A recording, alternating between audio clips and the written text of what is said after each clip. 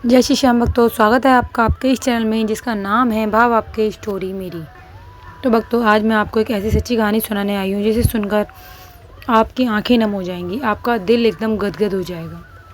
बाबा खाटू श्याम हारे के सहारे। जब बाबा श्याम प्रसन्न होते हैं तो छप्पड़ फाड़ के देते हैं, और जब कोई हारा हुआ व्यक्ति बाबा श्याम के दरबार में जाता है तो वह उसकी हर परेशानी, हर दुख को मिनटों में दूर कर देते हैं। उन्होंने अपना नाम बताने से हमें मना किया, इसलिए हम उनका नाम पूजा जी ही बोलेंगे। पूजा जी दिल्ली में एक छोटे से मोहल्ले में रहती थी। उनकी शादी को आज 22 साल हो चुके हैं। पूजा जी बताती हैं, जब उनकी शादी हुई बहुत हंसी खुशी शादी हुई, पर उनके मम्मी पापा जो थे वो थोड़े गरीब घर के थे, गरीब थे। वह एक गरीब घर की लड़की थी। शादी उनकी थोड़े अच्छे घर में हो गई। उनके हस्बैंड उनसे बहुत प्यार करते थे, लेकिन जो उनकी सासू माँ थी वो हमेशा उनको ताने मारती थी उनका घर का नाम ले लेके, क्योंकि वो गरीब घर से थी, इसलिए ज़्यादा भर भर के सामान आया नहीं था। इसलिए उनकी सासू माँ हमेशा उनको ताना मारती, लेकिन उनके पति उन्हें हमेशा प्यार करते थे, उनको समझाते थे कि नहीं, ऐसा नहीं, मम्मी जो करे ठीक है, तुम बोला मत करो। ज़िंदगी ऐसी चल रही थी। फिर कहते हैं ना कि कभी कभी किस्मत ऐसा पलटती है कि अच्छे दिन भी बुरे दिन बन जाते हैं। शादी के साल डेढ़ साल बाद पूजा जी बताती हैं कि उनकी सास उनके हस्बैंड को भरने लगी, मतलब पता नहीं कैसी बातें करती थी कि उनके पति को सिखाने लगी, और उनके हस्बैंड भी उनसे लड़ाई करने लगे। इतनी लड़ाई करते थे कि उनकी कोई बात ही नहीं मानते थे, बहुत लड़ाइयाँ करते थे। घर में हर दिन कलेश होता था, हर दिन। वो एक गरीब घर की थी, तो इसलिए अपने मायके भी नहीं जा सकती थी, रोज़ रोज़ सहन करती रहीं। फिर शादी को कम से कम 8 साल बीत गए और उनके 3 बच्चे हो गए, 1 बेटी 2 बेटे। अब बच्चों में अपनी ज़िंदगी बिताने लगी। चलो अब बच्चों के सहारे मुझे जीना है, अपने बच्चों के लिए मुझे जीना है। वह सास के, पति के कई हुई बातों को इतना सुनती ही नहीं थी, सिर्फ अपने बच्चों में ध्यान रखती थी, अपने बच्चों में ध्यान देती थी और बच्चों के साथ ही खुशी खुशी रहती थी। लेकिन जो उनके पति थे वो उनको दिन ब दिन बहुत ज़्यादा दुखी करने लगे। हर दिन कलेश। कभी कभी तो ऐसा होता कि घर में खाना भी नहीं बनता था, बहुत कलेश होता था। पूजा जी एकादशी का व्रत रखती थी। पूजा जी बताती कि कभी कभी ऐसा होता था कि मैं एकादशी का फास्ट रखती थी, जब तो मैं उससे कहती थी कि ये 10 रुपये का दूध मंगा दो, मुझे चाय बनानी है। तो उनके हस्बैंड उनके लिए 10 रुपये का दूध भी नहीं मंगाते थे। वो 10 रुपये का दूध मंगाने के लिए भी मना कर देते थे। बच्चों को भी खाने पीने के लिए ढंग से नहीं देते थे, और खुद रोज़ शराब पीता था, रोज़ पीते थे शराब, ढंग से काम नहीं करते थे। फिर पूजा जी हमें बताती हैं कि उन्होंने एक रेहड़ी लगाई जिसमें वह पराठे वगैरह बेचती थी।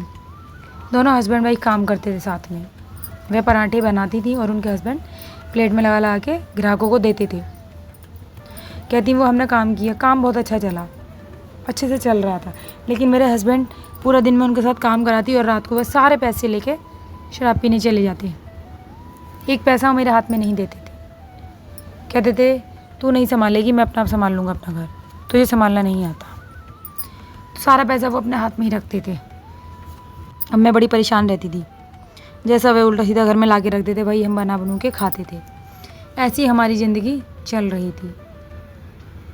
कई बार तो लड़ाई में ऐसा भी हुआ कि उनके हस्बैंड ने उनको घर से बाहर निकाल दिया। वह अपने मायके चली जाती थी दुखी होकर। 1-2 दिन मायके रहती थी, फिर पीहर वाले उनको समझाते और वापस उनको उनके ससुराल भेज देते।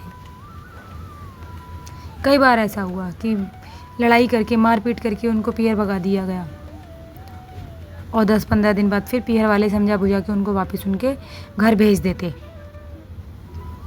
ऐसी ही ज़िंदगी चल रही थी। पूजा जी ने सोच लिया कि शायद मेरे नसीब में यही लिखा है, तो उसे अपने नसीब का लिखा हुआ मानकर वह चुपचाप वहाँ बर्दाश्त करने लगी और ऐसे ही रह रही थी। अब उनकी शादी को 21 साल हो गए। 21 साल उन्होंने बर्दाश्त किया दोस्तों, 21 साल हो गए। 21 साल बाद भी वह कलेश कम नहीं हुआ, बल्कि और ज़्यादा बढ़ गया। अब उनके हस्बैंड दिन रात दारू पीते, घर में पड़े रहते, कुछ काम धंधा नहीं करते, ना उनको कहीं बाहर जाने देते। अगर वह कहीं बाहर जाके काम करती तो कहते कि तू गलत काम कर रही है, तू बाहर लोगों से मिलने जाती है। तो वह बेचारी बाहर भी कहीं नहीं जा पाती थी, बड़ी परेशान, घर में खाने के लाले तक पड़ रहे थे। बहुत लड़ाइयाँ होती, बहुत कलेश होता। एक दिन वह कलेश इतना बढ़ गया कि उनके हस्बैंड ने उनको लाठियों से मार मार के उनके पैर तोड़ दिए। वह बेचारी रोती बिलखती बड़ी मुश्किल से अपने मायके आ गई। मायके रहीं, मायके वालों ने उनका इलाज करवाया। फिर सबने कहा कि अब तू वापस नहीं जाएगी, अब तू यहीं रहेगी। लेकिन कहते हैं ना कि शादी के बाद बेटी का असली घर उसका ससुराल ही होता है। मायके वाले भी ज़्यादा दिन नहीं संभाल सकते। वो वैसे भी गरीब घर की थी, पापा उनके थे नहीं, अकेली मम्मी थी। वो कैसे उनके 3 बच्चों का खर्चा उठाती, पढ़ाई लिखाई सब कुछ। बड़ी परेशान रहने लगी। तो पूजा जी की एक भाभी थी जिनका नाम था नीतू। वो उनकी मौसी की बहू थी। उनका पूजा जी से बहुत प्रेम भाव था। वह अक्सर पूजा जी अपनी उन भाभी को फ़ोन करके अपने दुख के बारे में बताया करती थी। तो हमेशा वो भाभी कहती थी कि दीदी कोई बात नहीं, एक ना एक दिन भगवान आप पे ज़रूर कृपा करेगा, एक दिन सब कुछ ज़रूर ठीक होगा। तो जब उनको पीहर में रहीं, उनकी मम्मी ने उनका इलाज वगैरह करवाया और ठीक करके वापस उनको समझा बुझा के उनके घर भेज दिया गया। जब दोबारा घर भेजा गया, फिर रहीं। उनके हस्बैंड क्या करते थे, मार पीट के घर से निकाल देते थे, पीहर भेज देते थे और फिर झूठ मूठ को, मतलब झूठी झूठी बातें मना मुनू के, ताकि लोग उनको कुछ कहें ना, और वापस उनको घर ले आते थे। ऐसा करते थे और घर में लाके फिर वही कलेश होता था। फिर वो अपने मायके चली गई, उनको मायके भेज दिया गया। फिर वो वहाँ आराम से रह रही थी। कुछ दिन बाद फिर लड़ाई हुई और अब पूजा जी कहती हैं कि अब हद से पार हो गया, अब मुझसे बर्दाश्त नहीं हुआ। मैंने खुद अपना घर छोड़ दिया कि अब मुझे अपने पति के साथ रहना ही नहीं है। उन्होंने अपने बच्चों को लिया और वो घर छोड़ के आ गई मायके में। उनकी मम्मी ने उन्हें रेंट पे एक कमरा दिला दिया। वहाँ वो रह रही थी। रहते रहते 1 महीना हो गया, 1-1.5 महीना। एक दिन फिर उनकी भाभी से उनकी बात हुई।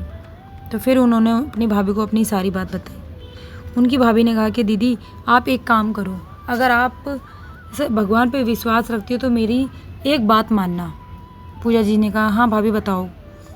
तो उनकी भाभी ने कहा कि आप बाबा घाटू श्याम की सेवा करो, क्योंकि उनकी भाभी भी बाबा घाटू श्याम की भक्त थी।